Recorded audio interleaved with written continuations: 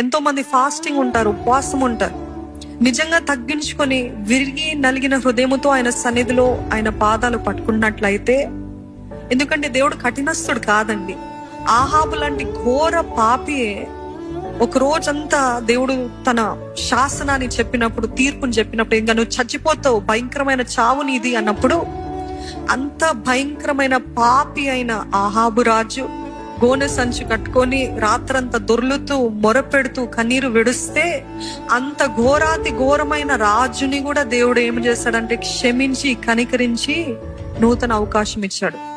So ఈ రోజు మీరు, నేను ఎంత మొరపెట్టినా నా జీవితంలో కార్యము జరగట్లేదు ఏంటిది అని అంటే, దేవుడు ఇక్కడ అంటున్నాడు చూడండి, నువ్వు ప్రార్థన చేసిన మొదటి దినమునే నేను చూశాను, నువ్వు ప్రార్థన చేసిన మొదటి దినమునే నేను విన్నాను, జవాబును కూడా ఇచ్చాను. కానీ ఆ పారసికుల రాజ్యాధిపతి, ఆ రాజ్యాధిపతి నన్ను అడ్డగించాను.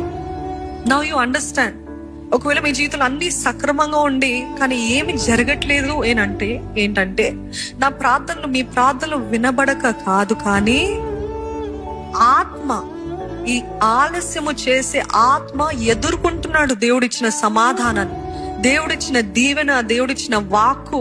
ఆయన వాక్యం ఒక్కసారి వచ్చిందనుకోండి, అది మరలక, అది తన కార్యం జరిగించక మరలా ఆయన దగ్గరికి పోదు అని ఆయన వాక్యం తెలియజేస్తుంది. అవునా?